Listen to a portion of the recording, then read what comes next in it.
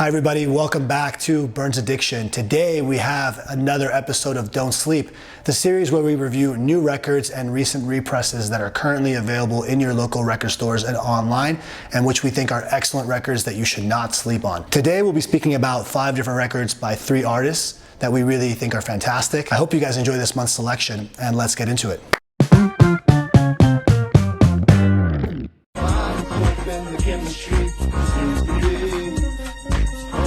First set of records I want to speak about are recent represses on Sound Signature by Theo Parrish. First record I'll mention is Theo Parrish's Sound Sculptures Volume 1. This is probably my favorite LP full-length album by Theo Parrish. I bought it when it originally came out, but I unfortunately had a situation where I lost lots of records in storage, and that record went with it. Since then, I've been trying to find another copy, but they were really expensive on Discogs.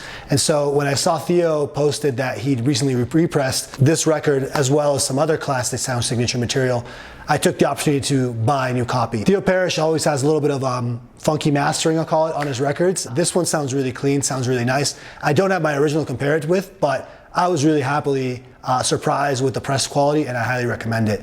While I was on the Sound Signature website, I picked up Chemistry. This is another classic Theo Parrish dance floor jam. Also remember when that came out, absolutely killed the dance floor. Saw Theo play it, lots of other DJs play it. Really happy to pick up a copy of that awesome vocal house track.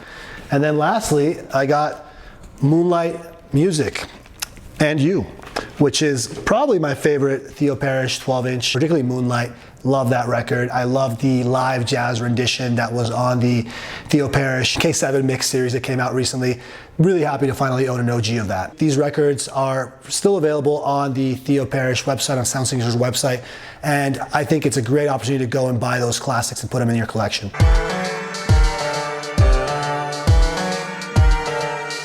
Next record I'll speak about is Burden by NY Graffiti. This is a record I picked up at Phonica in London a couple of months back, and I would describe it as a mix of instrumental hip hop with dark and gothic themes, some analog drum machines. In other words, kind of like the second coming of Witch House. Now, I know Witch House was kind of a very controversial genre when it first kind of came around, but I was actually a really big fan, and I'm really happy when I hear things that remind me of that, and this is a really good example of that. Generally speaking, I think we're in an interesting phase right now where instrumental hip hop is coming back. I'm seeing more of those records, instrumental hip hop with like trippy things happening on top of it, and I thought this is a great esoteric piece of sort of electronic music that I highly recommend you add to your collection.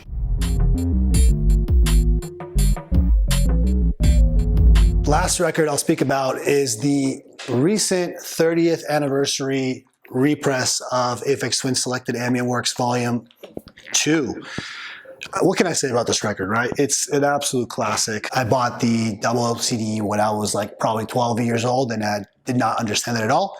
I was getting into Aphex Twin at the time, but I was really more on like the Selected Ambient Works Volume 1 and Analog Bubble Bath, and like I get this record and it's so alien and strange.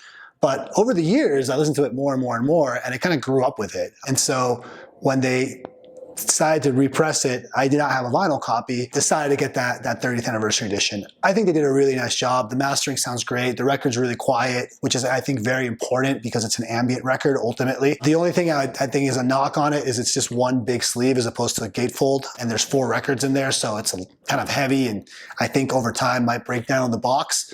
But they did a nice job with the outer sleeve, and there's a poster on it. So overall, really, really nice package of an absolute stone cold classic. I highly recommend getting it. Thank you once again for joining us for another edition of Don't Sleep. I hope you guys enjoyed the selection. Hope you guys like the records we picked, but if you don't, let us know, and also let us know what other records we should be looking out for, what other records we shouldn't sleep on. As always, we'll post a little Spotify playlist with some of the selections of the records that we picked, and we always appreciate it if you can like, follow, subscribe, and check out our Instagram. Till next time.